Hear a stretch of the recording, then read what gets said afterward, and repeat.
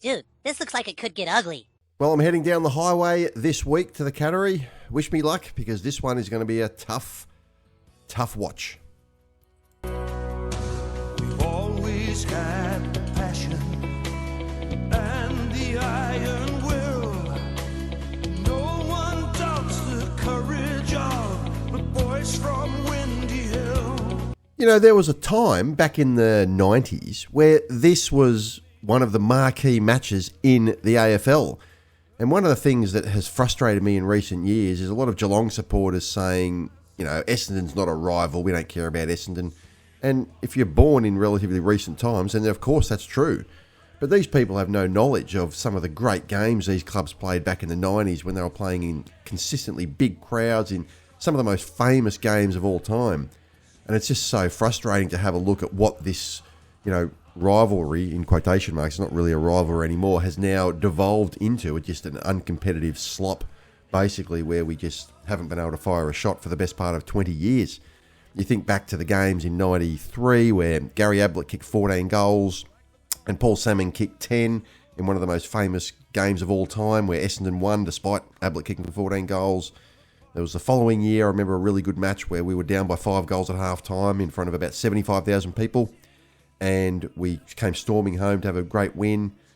There was a match the following year, 1995, in front of a similar crowd, over 77,000 people, where the match was essentially reversed. We were in front by 5 goals and Geelong came from behind. Famous image of Gary Ablett lying on his back with his arms in the air, as you can see there on the screen. And the following season, 1996, there was the centenary match, for those of you who remember, the 100th anniversary of the VFL AFL. And we came from 5 goals down, storming from behind with Darren Buick, kicking 9 goals in a famous win in front of over 70,000 people as well. So these were some classic games, and a lot of the younger Geelong fans and younger Essendon fans have no knowledge of this. They just see Essendon as that little bully you just beat up and then run away and you just go on to more important things. And it's just so sad that we just haven't been able to fire a shot. And it does trigger me a little bit. I hate it. I hate losing to this team consistently over the course of decades now. And nothing's going to change here. We are going to get trounced, you would think, in this game. But at least when you go into it knowing what the result's going to be and you've already resigned to the result, you can pretty much sit back and look for other things in this game. You can see here some of the key stats. It's not really worth going through everything in this match in terms of the stats. It's pretty much acknowledged that Geelong are a better team than us in basically every category, as you can see. They're just a much better team. There is a key stat. I posted this the last time that Geelong played Essendon for, but it's really more relevant to other teams, other top teams on the ladder, is when Geelong have allow their opponents to have a time in possession greater than 42%. 42%, Geelong lose about 80% of the time. But when Geelong allow their opponents to have a time in possession less than 41%, Geelong are unbeatable. They haven't lost since the start of 2023. So there is a strategy to beating them. I think GWS have figured it out. But whenever we play them, I just notice how much bigger and stronger they are. It looks like it's boys against men when we play them. And some of our guys just need to get in the gym, I reckon. I reckon that's part of Geelong's success. They turn average players into good players. And part of that is through good physical preparation. And I think they just nail all the things that you need to be a good team. And that's part of it, just good physical preparation. Get in the gym and be that 10 or 15% better than the other teams at doing that. And you can turn someone who's a 6 out of 10 player into a 7.5 out of 10 player. And if you add an extra 1.5 out of 10 to every player on their list, then there's your 10-goal victory. But anyway, so what do we want to get out of this game? Well, for starters, we'll just go through the team. So Geelong, an 88-point win last week over Port Adelaide. They suffered no injuries. It's been suggested that Dangerfield is going to get rested this week. So he will come out of the side. I don't know who's going to come in at this point, but he will come out of the side. I think given that they're coming off a 5-day break and they have bigger fish to fry than us, there's a possibility that there may be other players rested, but it's kind of been unofficially confirmed that Dangerfield will come out at this point. So we'll take him as an out. As for players who are not available for the Cats, well, here is Geelong's injury list. And just look at that. It makes you sick, doesn't it, looking at that?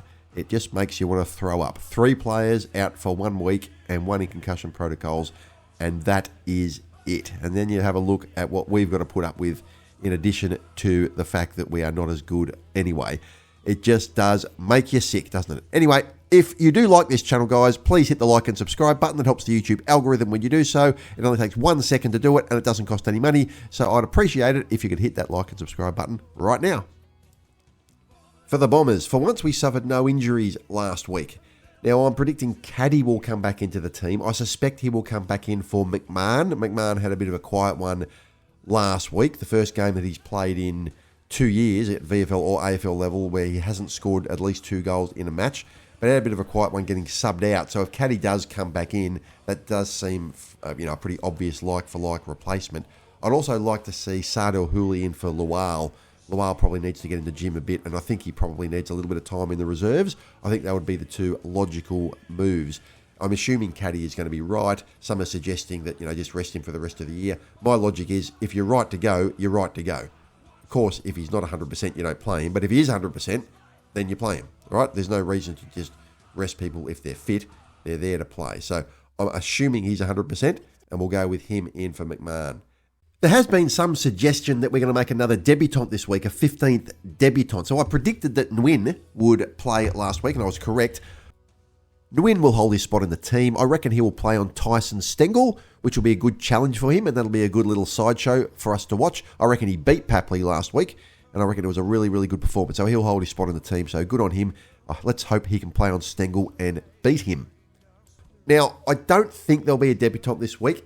If there was, it's one of 2 players. It would be Reece Unwin, who had 23 possessions in the VFL and played his best VFL game for the club by far, played in the midfield, and he had a very impressive game. Or possibly Cale Girine, who's been trialled as a backman. Now, you're only trialling someone as a backman unless you're planning on bringing them into the seniors to fill up the, to cover the shortfall in that area. Otherwise, there'd be no point sort of trialling him down there. And he's actually been playing really well. He played one of his best games last week in a position that he wasn't really, familiar with. He's recruited as a forward/ruckman, and he did well as well. The only thing that I think, Brad Scott would be thinking in regards to these players and potentially bringing another debutant is, why would you do it this week? It's kind of throwing everybody to the wolves. I mean, you could argue that it doesn't matter, the result doesn't mean anything, but, and look, in some respects that's right, but you don't want to lose by 150 points, right? You don't want to have a loss like Melbourne had down there to Geelong back in 2011 when they lost by 186. You don't want something like that, because that could be just absolutely damaging for the club, right? You want to have some senior players in there to be able to combat Geelong and at least match them physically to some extent. So I suspect that Brad Scott will hold off on those debutants for another week. I think there's a possibility they could come in the week after, potentially against St Kilda. I think that's a genuine possibility because I think that's a more likely and appropriate game to do it. But doing it against Geelong, it's kind of like throwing them to the wolves. I personally wouldn't do it. I just don't think that would be a wise thing to do for their development. And at the end of the day, it's kind of like damage control. Whilst the result doesn't mean anything, I say you could just play all the young players. Geez, you never want to lose a game by 20 goals. You just don't, right? And you want to do everything you can to avoid that. You don't learn anything much from that either, right? So I'd like to see some experienced players picked. I want to see Shield retain his spot in the team, even though Shield was poor against the Swans last week. But, he's generally been pretty good since he's, worked his way back into the team. And I think he should stay in the team. Same with Goldstein, who struggled in the ruck against Grundy. But really, I just think he needs to stay in the team despite the 6-day break. As for the way we play, well, this is going to be interesting. So last week we had 100 less marks. I mentioned this in my summary video of the Sydney game. I actually wasn't critical of it necessarily. I just thought it was a really odd statistic and something that was quite noteworthy. And it was really a case of Sydney playing the way we played at the start of the year, where we were chipping the ball around and everyone was really critical of I guess what you'd call defending with the ball, and you need to learn how to defend without the ball. Defending with the ball, I don't think, is compatible to winning finals. It might keep the scores lower, and that's really what happened with Sydney. They chipped the ball around, maintained possession, and didn't score more than 9 goals.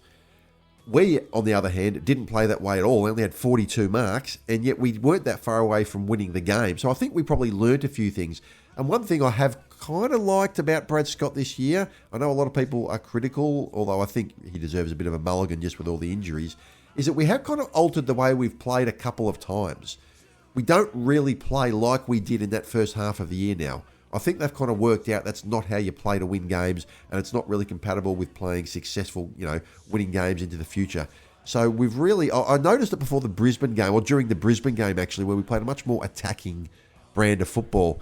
And I think they kind of tried that, even though it sort of hasn't really worked in some games, like the Richmond game. We were struggling with our cohesion, having players that haven't played together. So even if you're trying to do it, you can't really execute. I think that has been part of the problem in recent times. But I think we've at least been trying to play a game that's less reliant on just meaningless possession and defending with the ball. And I would be happy if we have less marks than Geelong. I would rather, you want to control the game to some extent, but you don't want to, do it so it's hurting your own development. So I would really like to see how they go about this. GWS have had success against Geelong in the past by crisscrossing the ball across the ground, like bringing the ball out of their back line and switching play. Geelong don't seem to like that.